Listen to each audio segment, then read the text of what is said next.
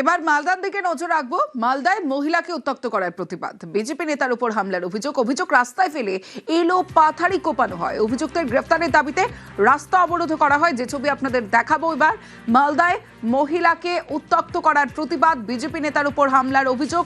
ঠিক কি অভিযোগ, কি পরিস্থিতির সৃষ্টি হয়েছিল জানাবে আমার সঙ্গে আমার প্রতিনিধি রয়েছে সেবক। একদমই দেখো, মালদা ছাত্রের ঘটনা। আক্রান্ত বিজেপির নেতা তথা আইনজীবী কিরণ সাহা, যেটা অভিযোগ কয়েক মাস আগে এই অভিযোগ আক্রান্ত ঘটনার অভিযুক্ত যে যুবক, সেই যুবক প্রকাশ্য রাস্তায় এক মহিলাকে নানাভাবে উত্ত্যক্ত করছিল। মাঝে মাঝেই তার বিরুদ্ধে মহিলাদের উত্ত্যক্ত করার অভিযোগ উঠত। এই ঘটনা সামনে দেখে ফেলে প্রতিবাদ করেন কিরণ সাহা নামে বিজেপি নেতা তথা আইনজীবী। সেই সময় তিনি অভিযুক্ত হাবিবুর রহমানের বিরুদ্ধে থানায় অভিযোগ দায়ের করেছিলেন। এরপর হাবিবুর সংশোধনের কথা বলেন এবং এই কিরণ সাহা তিনি বলেছিলেন যে তিনি এই মামলা প্রত্যাহার করে নেবেন যদি সংশোধন হয় হাবিবুর। কিন্তু এরই মধ্যে আজকে কিন্তু রাস্তায় একা পেয়ে তাকে ধারালো চপার দিয়ে এলোপাতারি কোপানো হয়। আশঙ্কাজনক অবস্থায় তাকে হাসপাতালে, তারপরে সেখান থেকে নিয়ে যাওয়া হয় মালদা মেডিকেল কলেজ হাসপাতালে। এর প্রতিবাদে স্থানীয় মানুষজন তারা রাস্তায় নেমে অবরোধ শুরু করেন।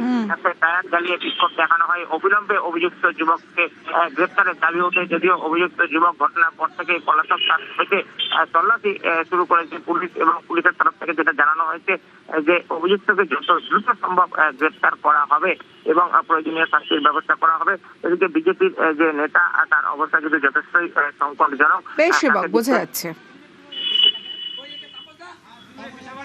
এটা এর আগেও হয়েছিল, কেস হয়েছিল, আমাদের বাড়িতে এসেছিল, বলে গেছিল কেসটাকে তুলতে হবে। আমরা বললাম ঠিক আছে, আমরা দেখছি ব্যাপারটা। যেভাবে হামলা চালানো হলো, এটা কি পূর্বের আক্রোশের ফল? পূর্বের আক্রোশের ফল এটা। যে হামলা চালিয়েছে ওর নাম বুলবুল। কি চাইছেন আপনি? ওর উপযুক্ত শাস্তি চাইছি।